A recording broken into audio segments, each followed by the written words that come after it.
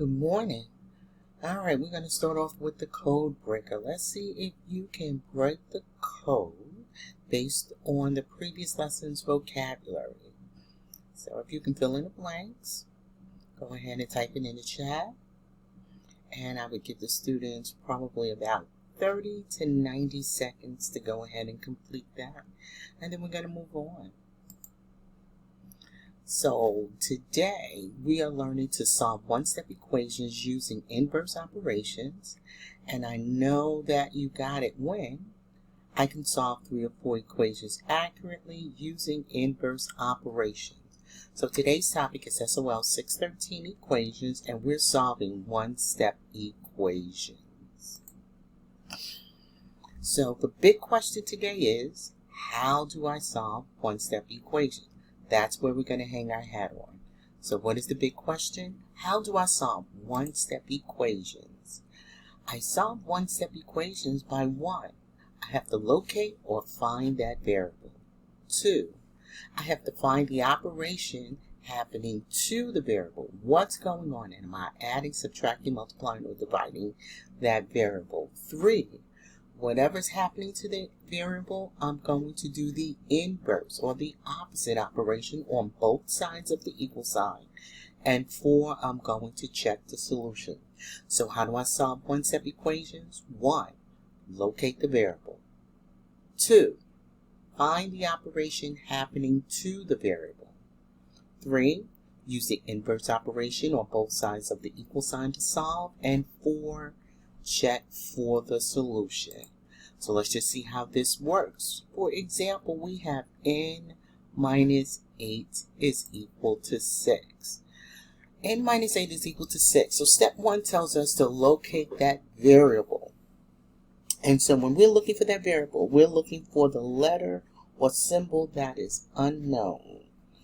So is it the n, the minus sign, the 8, the equal sign, or is the 6? Which one is the variable?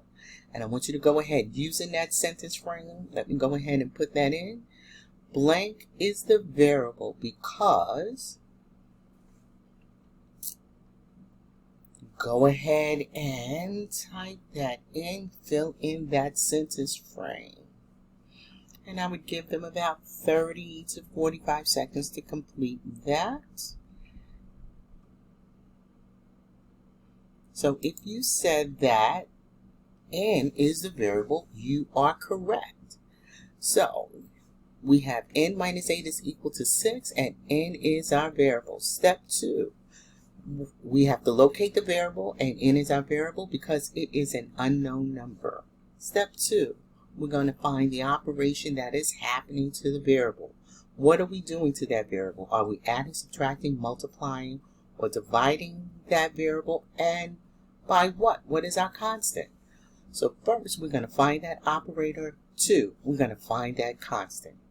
So, given n minus 8, are you going to add, subtract, multiply, or divide that variable? Because, and I would give the students a couple of seconds to figure that one out. And so, what we have is n minus 8 is equal to 6, and we are subtracting 8 from that variable. And we're going to subtract 8 from the variable because that is the action that is happening to the variable. So, point 3, what is the inverse of minus 8? So first we located our variable, which was n. 2, we found that operation that's happening to the variable, which is we are subtracting 8. So step 3, what are we going to do? We're going to do the inverse of subtracting 8. What is the inverse of minus 8 or subtracting 8? And the inverse operation is, and they will go ahead and say it. So the inverse operation of minus 8 is adding 8 or a positive 8, because the opposite of negative 8 or minus 8 is positive 8 or adding 8. Excellent job. So now we're going to go ahead to point 4 and we're going to check our answer. So we're going to go ahead and we have n minus 8 is equal to 6. And we're going to use the inverse operations to add 8 to both sides of that equation. So we add 8 on the left side of the equal sign, and we're going to add 8 on the right side of the equal sign. N plus 0 is equal to 14, or you can put the 0 or not put the 0. It is your choice. But n is equal to 6 plus 8, which is 14. Now we're going to check our answer. So we located our variable, which was n. We found the operation happening to the variable, which we were subtracting or taking away 8. We used the inverse operation on both sides of the equal sign to solve. So we added 8 to the left side of the equal sign. We added 8 to the right side of the equal sign. Now we're checking our solution. And anytime we see the letter n, we're going to put that number for the variable, which is 14. So n minus 8 is equal to 6. And instead of n, we're going to use 14. So 14 minus 8 is equal to 6. Is 6 equal to 6? We say that is true. Let's go ahead and review our code breaker. So now we should be able to answer it. So first step is to, we're going to locate that variable. The second step is we're going to find the operation happening to the what? The variable. Now, step 3, we're going to use the inverse operations. I know that's a new word. Inverse operation on both sides of the equal sign. You got it. And then we're going to step 4, we're going to check for the solution. Go ahead and complete your notes. I'm going to give you 3 minutes and we're going to move on to Desmos. And I would encourage the students to go ahead and move on to Desmos, and we're going to start. And when they pull up Desmos, they're going to see this. The first step is we're going to add the same number to both sides of the equation. So how do we solve one-step equations using inverse operations? So our first one is x minus 3 is equal to 5. So we're just going to go ahead and write that in there. X minus 3 is equal to 5. So we're going to locate our variable, which is x. We're going to find the operation, which is happening to the variable. So we are subtracting 3. So what are we going to do? What is the opposite of subtracting 3? You got it. We're going to add 3 to both sides. And x plus 0, I'm going to do it this way right now. X plus 0 is equal to 5 plus 3, which is 8.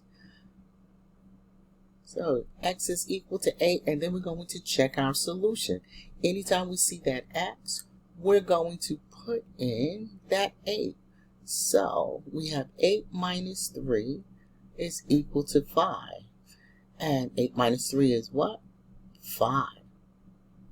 So that go ahead, that checks out. Let's move on to the next one. So let's go ahead and rewrite 10 is equal to z minus 6. So step 1, what is our variable? Our variable is z. 2, we're going to find that operation that is happening to the variable. What are we doing to that variable? We are what? And somebody's going to shout it out. That's right. We are subtracting 6 from the variable. So then we're going to move to step 3. And what is the inverse of subtracting 6? We're going to add 6 to both sides of the equal sign. And then we're going to check our solution. So we have z is equal to 10 plus 6, which is 16. So let's see if that works out. 10 is equal to 16 minus 6. Is 16 minus 6 10? Yep. Go ahead and let's see if you can do the next one by yourself. So we're going to write it out. B minus 12 is equal to 1. Our variable is what? Yep. And so we're going to find the operation that's happening to that variable. What are we doing to B? We are what? Subtracting what? And we're going to do that to, yep, that's right. Both sides of the equal sign. Somebody tell me what B is. B is equal to 13. Go ahead and do your check.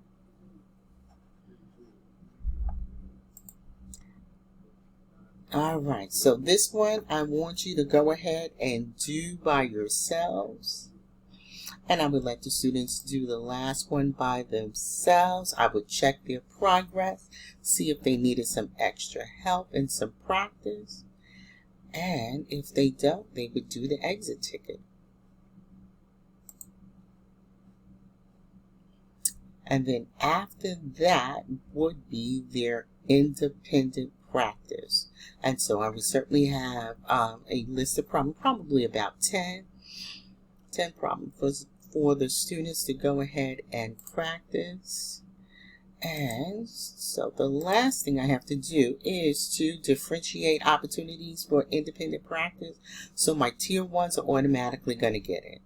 So after they finish their independent practice, I would check their exit ticket, check their work very quickly. More than likely it's going to be correct, or correct whatever they need to correct, make sure their notes are right, and I would ship them on to cooperative learning. So they would either get a puzzle or definitely a find the error. So that's where they are. So they're going to read and process that information.